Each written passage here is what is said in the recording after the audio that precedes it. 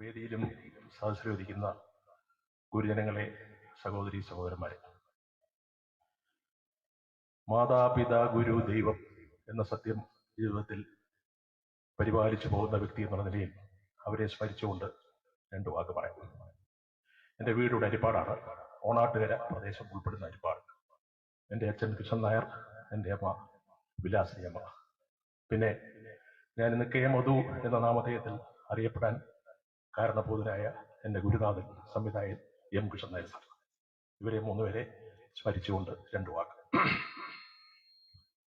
റോബിനെ ഞാനുമായിട്ടുള്ള ബന്ധം അത് പറഞ്ഞറിയിക്കാനും എഴുതി അറിയിക്കാനും ഒന്നും പറ്റുന്നതല്ല. സഹോദരനാണെന്ന് ചോദിച്ചാൽ സഹോദരനാണ്.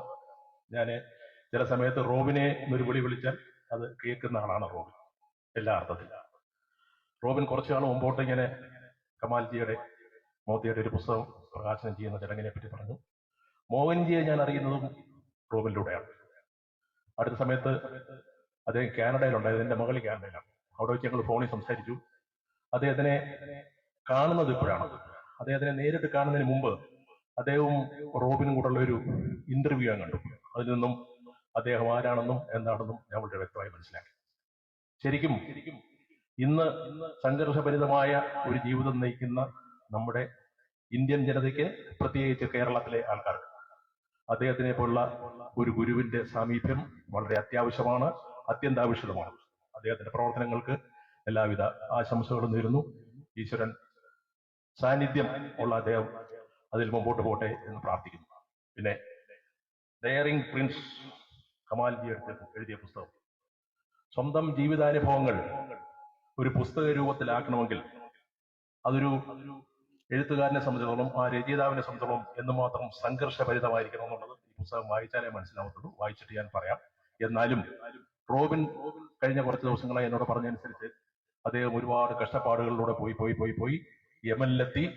അവിടെ വെച്ച് വിവാഹിതനായി, അങ്ങനെ കുട്ടികളുമായിട്ട് ഇവിടെ നാട്ടിലെത്തി. അദ്ദേഹത്തിനെ പറ്റി റോബിൻ പറഞ്ഞതനുസരിച്ചാണെങ്കിൽ ഈ പുസ്തകത്തിന് ഒരുപാട് റീഡബിലിറ്റി ഉണ്ടാവും എന്ന് തന്നെ ഞാൻ വിശ്വസിക്കുന്നു. പിന്നെ ഒരു ഉത്തരവാദിത്വം കൂടെ എനിക്കുണ്ട്. ആദ്യത്തെ പുസ്തകം കൊടുത്ത് കാശ് മേടിച്ച ഞാനാണ്. അതുകൊണ്ട് ആ പുസ്തകത്തിന് ആ ലെവലിൽ കൂടെ ഒരുപാട് ഒരു ഫിനാൻഷ്യൽ ബെനിഫിറ്റ് കൂടെ ഉണ്ടാവണമേ എന്ന് ഞാൻ പ്രാർത്ഥിക്കുകയാണ്. ഞാൻ കൂടുതൽ ദീർഘിപ്പിക്കുന്നില്ല, ഒരുപാട് സംസാരിക്കണമെന്നുണ്ട്. തൽക്കാലം ഇത് ഇവിടെ വെച്ച് നിർത്തുന്നു. ഇനിയും ഇതിന്റെ വിൽപ്പനയുടെ ഒരു ആഘോഷം നടത്തുന്ന സമയത്ത് ഞാൻ വരാം, അന്നേരം കൂടുതൽ വാക്കുകൾ സംസാരിക്കാം. ഈ പുസ്തക വിൽപ്പനയുടെ ഒരു ആഘോഷം നമ്മൾ നടത്തും കേട്ടോ റോബിൻ.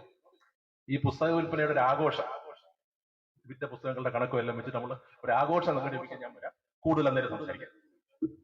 ബില്യാമിന്റെ പുസ്തകം പോലെ, അത് ഞാൻ പറഞ്ഞില്ല എന്നുള്ളേ ഉള്ളൂ.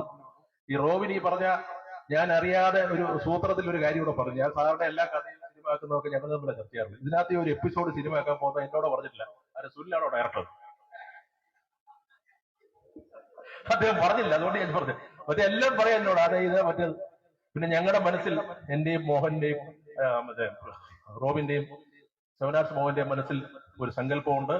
ആ സങ്കല്പം യാഥാർത്ഥ്യമാവാനുള്ള ശ്രമത്തിലാണ് ഞങ്ങള്.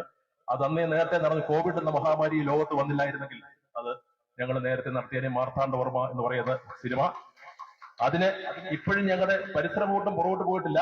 അത് മുമ്പോട്ട് തന്നെ പോയിക്കൊണ്ടിരിക്കുകയാണ്. അതിന് നടക്കാനും അത് വിജയിക്കാനും ഈ സദസ്സിൽ ഉള്ളവരെല്ലാം ഒന്ന് പ്രാർത്ഥിക്കണമെന്ന് പറഞ്ഞുകൊണ്ട് മോഹൻജിയുടെ പ്രവർത്തനങ്ങൾക്ക് എല്ലാവിധ ആശംസകളും തരുന്നു.